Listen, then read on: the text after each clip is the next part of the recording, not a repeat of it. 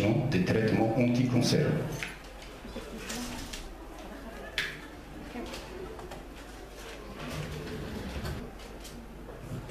D'abord, je tiens à remercier le comité d'organisation pour cette invitation. Et sans tarder, on va parler aujourd'hui des complications du traitement anticancéreux et plus précisément donc, la neutropénie fébrile, qui est une situation très fréquente chez les patients porteurs d'une affection maligne, bien sûr après le traitement de la chimiothérapie. Donc, concernant la neutropénie fébrile chez les patients porteurs d'une affection maligne après chimiothérapie, c'est une situation à haut risque de mortalité, car elle peut conduire à des états septiques graves, à savoir le sepsis sévère et l'état de choc septique. Bien sûr, la chimiothérapie elle peut induire une neutropénie plus ou moins importante. Elle va diminuer l'immunité innée de l'organisme et ça va provoquer des infections qui sont graves. La chimiothérapie elle-même elle peut induire une irritation avec une inflammation de l'ensemble des muqueuses. Et lorsqu'on parle des muqueuses, on parle surtout des muqueuses de type digestif, où il y a une colonisation des germes, donc des bactéries, des levures. Et cette inflammation, cette irritation provoquée par la chimiothérapie, elle va aider au passage des germes à l'intérieur de la circulation sanguine. Et sur un terrain de neutropénie vraiment important, elle peut provoquer une infection plus ou moins grave. Donc, on peut dire que la sortie de toute fièvre chez un patient neutropénique porteur d'une infection maligne, c'est une urgence diagnostique et thérapeutique qui nécessite la mise en route d'un traitement antibiotique, donc sans attendre les résultats bactériologiques. Bien sûr, la neutropénie fébrile va augmenter la mortalité globale des patients cancéreux sous chimiothérapie. Elle va augmenter la durée d'hospitalisation des patients cancéreux et elle va augmenter le surcoût médical et économique. C'est pour cela le traitement il se repose surtout sur la prévention. Sur, bien sûr, la prévention, surtout la prévention des infections nosocomiales au niveau des hôpitaux.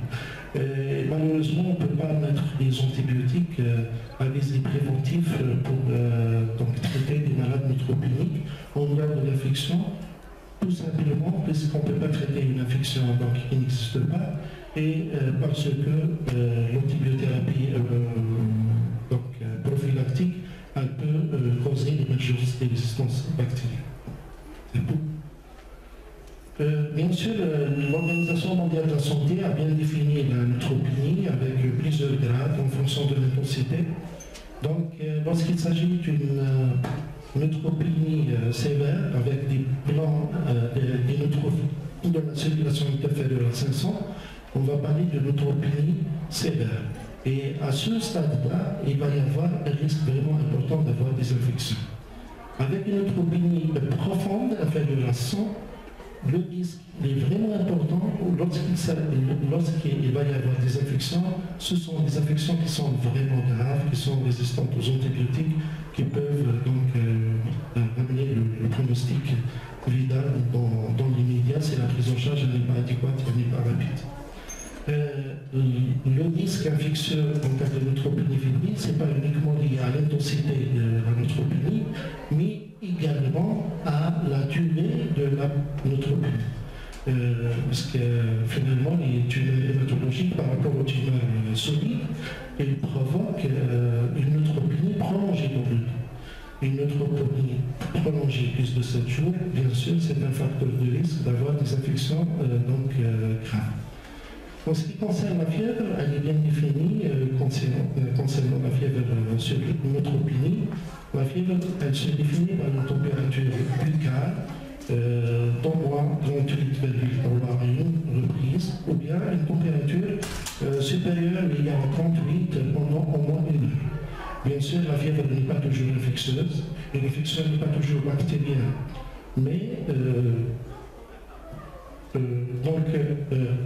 la fièvre, chez le patient neutropénique, elle n'est pas obligatoirement d'origine infectieuse, mais la gravité potentielle d'une infection sur ce terrain, donc d'une infection maligne, donc doit la faire envisager en extrême priorité et elle doit être traitée comme infectieuse par une antibiothérapie probabiliste. Il faut savoir s'aperçoit que la symptomatologie clinique en ce qui concerne la neutropénie fébrile, c'est une symptomatologie très pauvre. Et la symptomatologie en général se résume en un seul symptôme qui est la fièvre. Mais il faut être vigilant en ce qui concerne l'examen clinique à la recherche du moindre symptôme qui peut aider à orienter notre diagnostic d'infection. Donc, l'existence d'un érythème peut s'orienter vers une infection cutanée sévère. Une simple toux peut s'orienter vers une pneumonie. L'atteinte d'une muqueuse, elle peut s'orienter vers des mucites. Il faut toujours examiner les cathéters, parce que finalement, les malades qui sont porteurs d'une infection maligne, sous chimiothérapie, ils sont porteurs des cathéters centraux.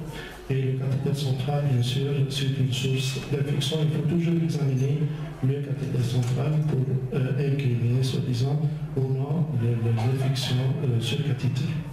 Bien sûr, devant une neutropénie fébrile, toujours il faut entamer un traitement antibiotique dans le cadre d'urgence, mais avant de mettre un traitement antibiotique, il faut faire un examen bactériologique. Il faut chercher, il faut faire des prélèvements bactériologiques à la recherche de foyers infectieux, donc suspects. Par rapport à ça, on doit faire un bilan étiologique, donc des hémocultures, une ICPI, un prélèvement orienté par la clinique, bien sûr, et la radiothorax à la recherche du pulmoné, et bien sûr un bilan de biologie de retentissement, ionogramme, bilan rénal, CRP, glycémie, etc. En ce qui concerne la microbiologie, plusieurs agents infectieux peuvent être en cause d'une infection sur le neutropénie fébrile. D'ailleurs, n'importe quel agent infectieux, même les non pathogènes, peut être responsable d'une infection. Les germes les plus incriminés en ce qui concerne la neutropénie fébrile, c'est surtout les bacilles négatifs, les coccilles positifs. Les bacilles négatifs, surtout de la flore digestive, donc les Escherichia coli, le Klebsiella, les entérobactères. Bien sûr, les bactéries multirésistantes hospitalières, les bacilles négatives nosocomiales, la Cénitobacter, le Pseudomonas aeruginosa. S'il s'agit d'un cathéter central, il faut penser au staph, à l'entérocoque. S'il s'agit d'une mucite, il faut penser surtout au stérotocoque. Bien sûr, l'infection n'est pas toujours bactérienne, il faut penser à d'autres micro-organismes, donc virales, parasitaires et fongiques, donc moisissures, levures, candidoses, etc. Donc, devant le diagnostic de neutropénie fébrile, plusieurs questions peuvent être posées. La première, bien sûr, on est obligé de mettre un traitement antibiotique. La première question qui se pose, est-ce qu'on doit mettre un traitement antibiotique à domicile ou bien à l'hôpital? Parce que l'hospitalisation s'impose au nom. Et en ce qui concerne le type de traitement antibiotique, et par quelle voie on va donner le traitement antibiotique, par voie orale ou bien par voie IV, et quelle est la durée de traitement antibiotique? Pour répondre à ces questions, on doit, soi-disant, évaluer le risque d'avoir des complications infectieuses sévères. Est-ce que ce malade qui porte d'une infection maligne, qui a une neutropénie fébrile, il peut développer une infection grave, un état de choc septique ou bien un état septique grave. Par rapport à ça, on doit classer nos malades en deux catégories. La première catégorie, c'est les malades à faible risque d'avoir des complications infectieuses sévères. Et la deuxième catégorie, c'est les malades à haut risque d'avoir des complications infectieuses sévères. Bien sûr, par rapport à ça, on doit connaître les facteurs de risque d'une complication infectieuse sévère. Le premier facteur de risque incriminé, c'est le type de cancer. Bien sûr, les cancers hématologiques sont plus incriminés que les cancers solides. Pourquoi? Tout simplement parce que les cancers hématologiques peuvent provoquer des neutropénies qui sont profondes, avec une durée de neutropénie vraiment allongée et prolongée. Donc, lorsqu'il s'agit de neutropénie profonde de moins de 100, lorsqu'il s'agit d'une neutropénie avec une durée vraiment importante de plus de 7 jours, le risque devient important d'avoir des complications infectieuses sévères. Bien sûr, on peut, soi-disant, prédire une complication infectieuse sévère lorsque la symptomatologie elle est vraiment riche par rapport à la fièvre. Donc, des symptômes qui sont associés à la fièvre, comme les hypotensions, les troubles d'inconscience, la déshydratation, Un autre facteur, c'est la comorbidité. Bien sûr, les malades qui présentent une comorbidité, l'insuffisance cardiaque, l'insuffisance rénale, l'hépatique, la bronchopneumopathie obstructive. Donc, ce sont des facteurs qui peuvent réduire le risque d'avoir des complications infectieuses sévères sur une neutropénie fibrille. La présence en endomycite et la réponse rapide ou non de l'antibiothérapie vis-à-vis de la neutropénie fibrille. Par rapport à ça, on peut évaluer le risque d'avoir des complications infectieuses sévères grâce à un score qui s'appelle le score de Mask. Score de Mask, Multinational Association of Supportive Care in Cancer. C'est un score avec une addition de la valeur attribuée à chaque facteur de risque lors de l'évaluation.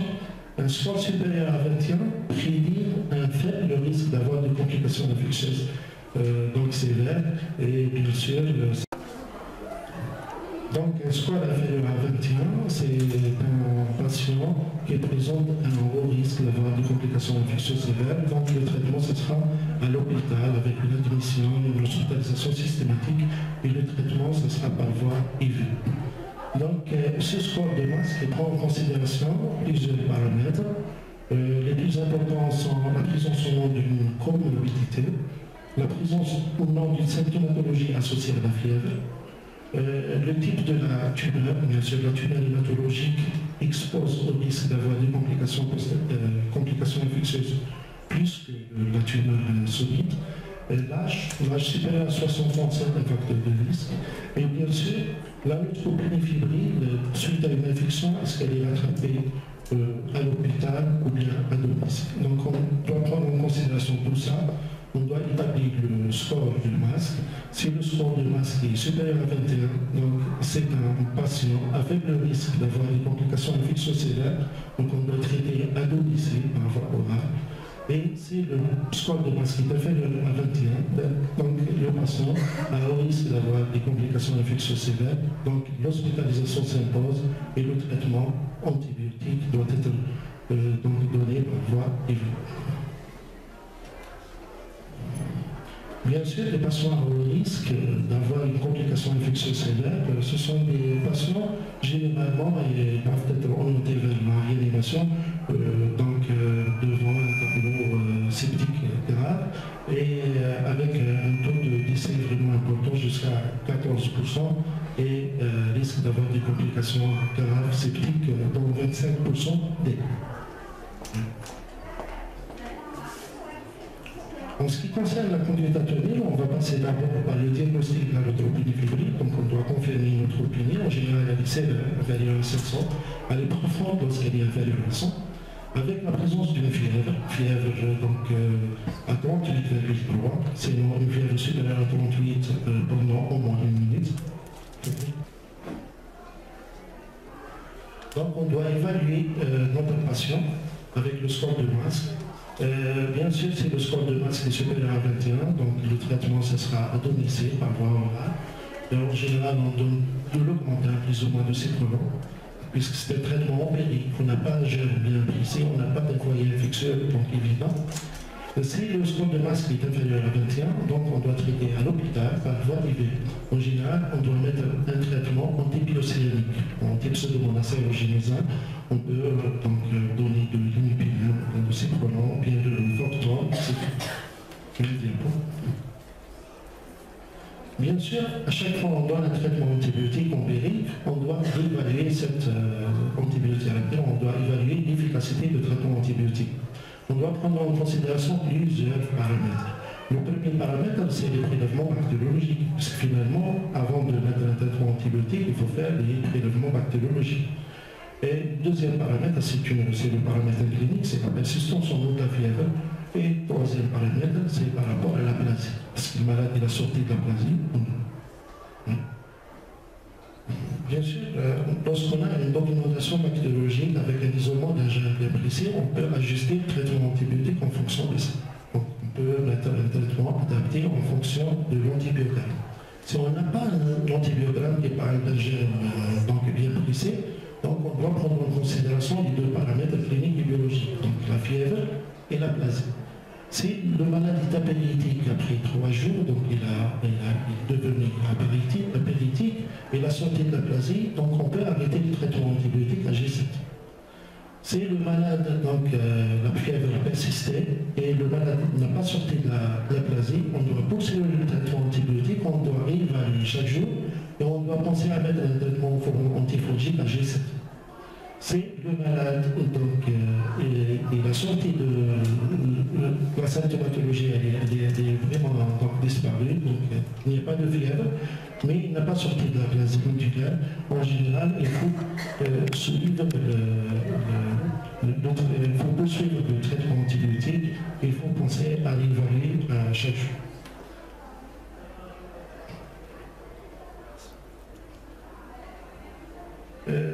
Donc, devant une neutropénie fébrile avec un traitement antibiotique, on doit réévaluer à chaque fois, on doit réévaluer 72 heures après, puis chaque jour du traitement. Il faut toujours penser à mettre un aminoside, donc comme un effet synergique. Si on est devant un sepsis sévère ou bien un état de choc septique, s'il y avait des colonisations des germes résistants aux antibiotiques dans ce stade-là, aussi par rapport à l'écologie de service, on a des infections à bacilles négatifs qui sont résistantes au bêta-lactamine en large spectre. La même chose pour la vancomycine. Oui. La même chose pour la vancomycine, on peut mettre un antistaphe majeur si on est devant une infection cutanée ou une infection sur la cathéter centrale, ou par rapport à l'écologie de service, on a des infections à coccidine positif qui sont résistantes au bêta-lactamine à large spectre. Bien sûr, le traitement est sur la prévention. Il faut penser toujours à anticiper la survenue d'une fièvre sur une neutropénie. Donc, il faut, soi-disant, sélectionner les patients à haut risque d'avoir une neutropénie fébrile. Il faut sélectionner les patients sous chimiothérapie qui peuvent avoir une neutropénie profonde. Et par rapport à ça, on peut mettre un traitement préventif à titre de facteur de croissance hématopoïétique recombinant, constitue actuellement un progrès important dans le domaine de la prévention de la neutropénie par l'administration de nos projets. Le traitement, il sera sur la prévention. Il faut lutter surtout contre les infections nosocomiales par la formation du personnel, par l'étude de l'écologie bactérienne des services. On doit diminuer le contact avec l'agent pathogène par l'isolement protecteur et l'isolement septique, par les précautions standards et sceptiques. Et bien sûr, on doit renforcer l'immunité des patients porteurs d'une infection maligne par la vaccination anti-grippe, anti-gripale, anti-pneumocoque, etc. En conclusion, débuter une antibiothérapie empirique chez un patient neutropénique fébrile est une véritable urgence médicale. La recherche de diagnostic infectieux est étape majeure chez ces patients, permettant ensuite l'adaptation des traitements anti-infectieux. Et les deux enjeux majeurs des patients neutropéniques fébriles, c'est la maîtrise de l'épidémiologie bactérienne locale et la limitation de l'émergence des bactéries multirésistantes. Merci.